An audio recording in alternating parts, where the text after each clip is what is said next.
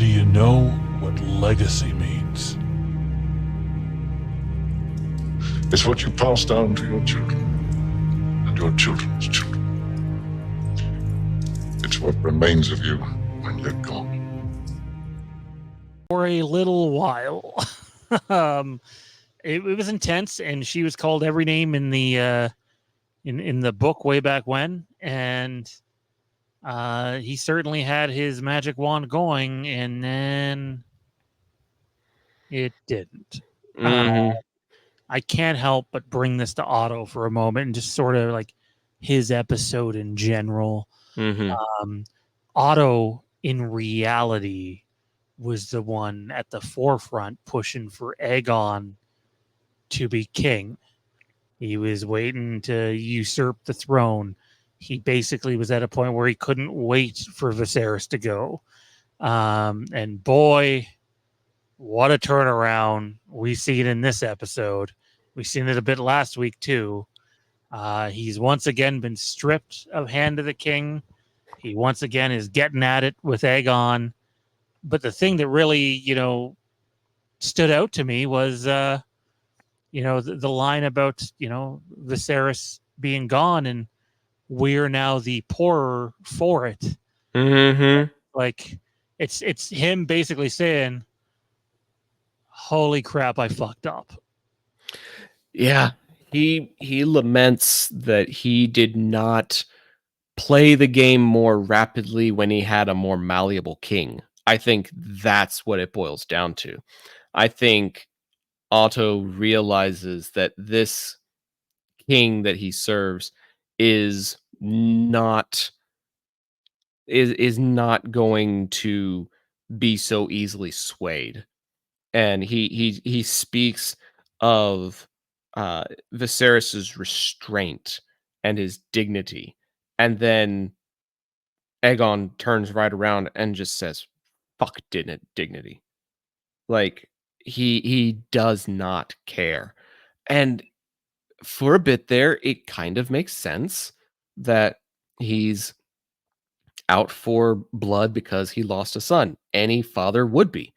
I get that. But Otto, at least in the last few episodes, if you look back at the end of season 1 and into season 2, a lot of the moves that Otto makes are very reactionary. He does things in response to other things. And even in the first episode, he talks to Aemond and says, I need you to exercise restraint. And here in this episode, he's talking to Aegon about holding back and how this one move on the rat catchers undoes everything that he just tried to do, because he was rallying the common folk to the king with the funeral procession, and then he goes right around and kills every rat catcher in the castle and publicly displays them. And now the people are upset at him again. And they are basically back where they started. They're back at square one. They don't have any sympathy anymore, because this is the reality of what your king is. This is the reality of who he is. Like, he will put on a display for his son, but then he'll also put on a display of the common folk, and nobody is safe.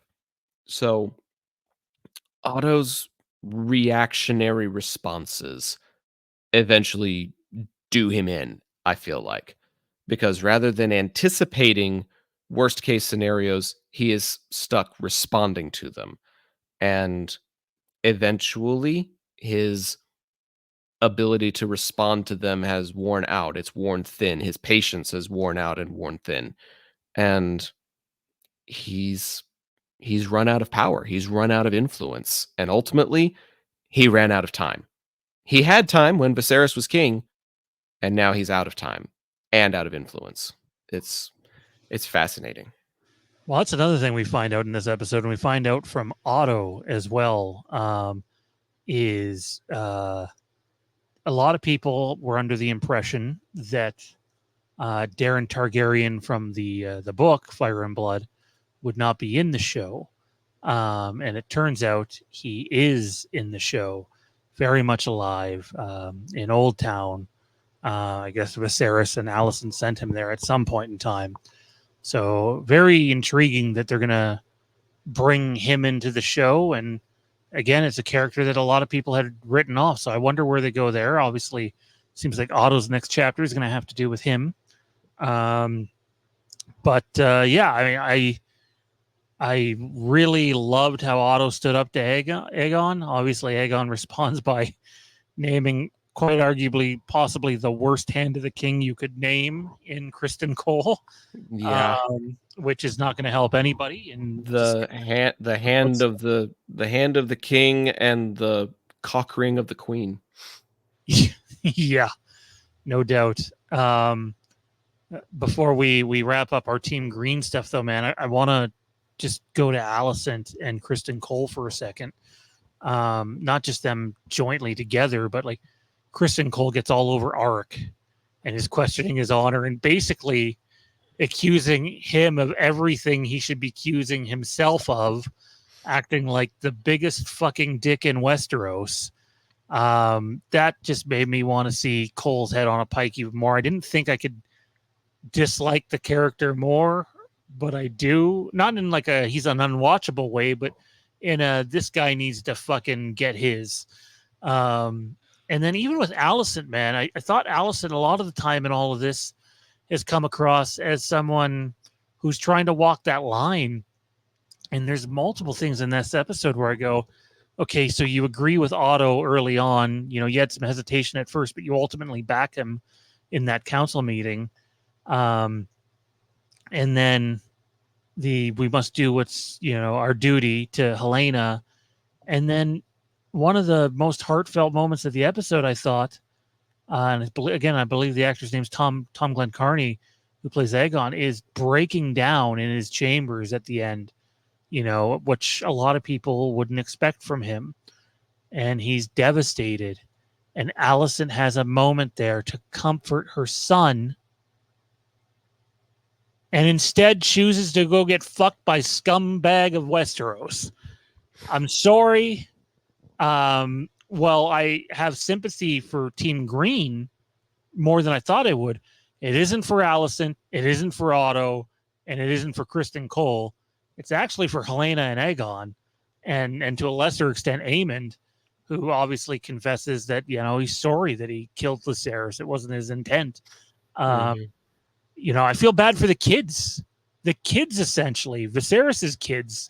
And it's kind of heartbreaking because I don't think he would have ever wanted any of that for them either. But holy cow, any chance I had of like being on Team Alicent, I'm not saying I'm completely, ruling out Team Green, but Alicent signed, sealed, and delivered her, piece of shit character form to me this evening. And as far as I'm concerned, both of them can go right off into a mountain of dragon fire. Well, the season is still young, so you never know.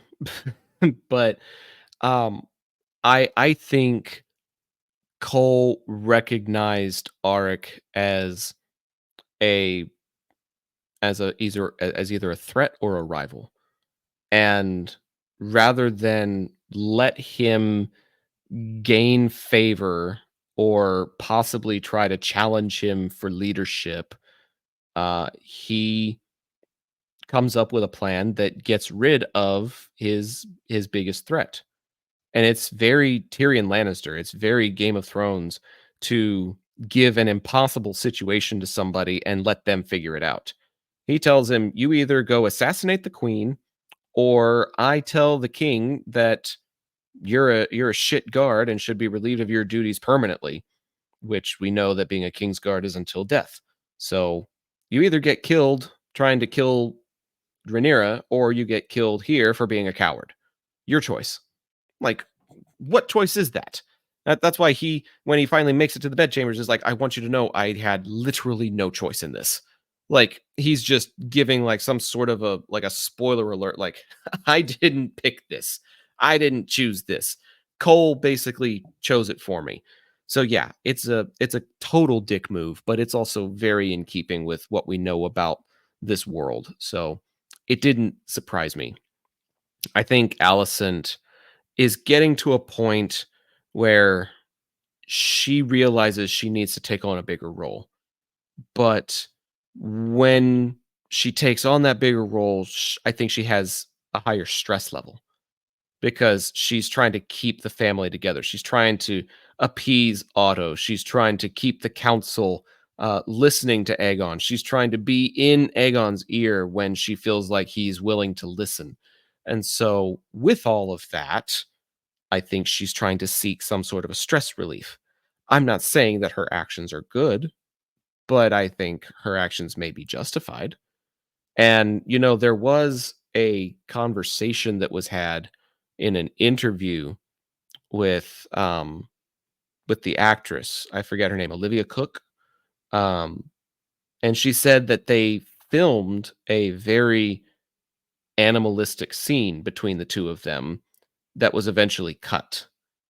I have a feeling that if this episode had gone on for a few more minutes, we would have seen a little bit more of that final scene between Alicent and Kristen, and it would have been that animalistic scene she talks about, because she's basically slapping the shit out of him, and he seems to like it.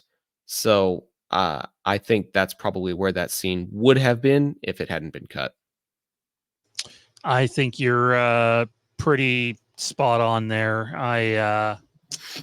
The best way I can sum it up is Kristen Cole reminds me of Jaime Lannister in season 1, and I don't think he's going to get the redemption arc Jaime Lannister got in Game of Thrones. So fuck No. that guy. No, I don't think he will either. But it's interesting to see those different dynamics play out, because at first Alicent's willing to play along with Otto, and she convinces Aegon to do the same. But by the end of the episode, Aegon's doing his own thing, and like you said, relieves Otto of his command, and he basically calls him a fool and says, "You will regret this." And I think that's foreshadowing to what's going to take place moving forward. I think Aegon truly is going to regret that move. But I also think that it's going to bring in a whole new era of other types of conversations that will take place at the small council due to this decision by Aegon. The seeds were planted by Larys in the previous episode, and they come to fruition in this one. So I was pretty happy with the payoff. It was definitely an interesting night for Team Green, to say the least. For our Team Green Part 1 review or Team Black Parts 1 and 2 review, please check out our most recent uploads on YouTube or our House of the Dragon Season 2 review playlist. For extended episodes, you can catch us on most podcatchers, and for full episodes, which include an extra segment that's not included anywhere else, you can check us out and support the channel on patreon.com/fandomempire.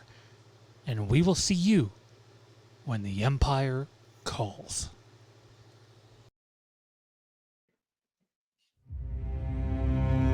Do you know what legacy means? It's what you pass down to your children and your children's children. It's what remains of you when you're gone.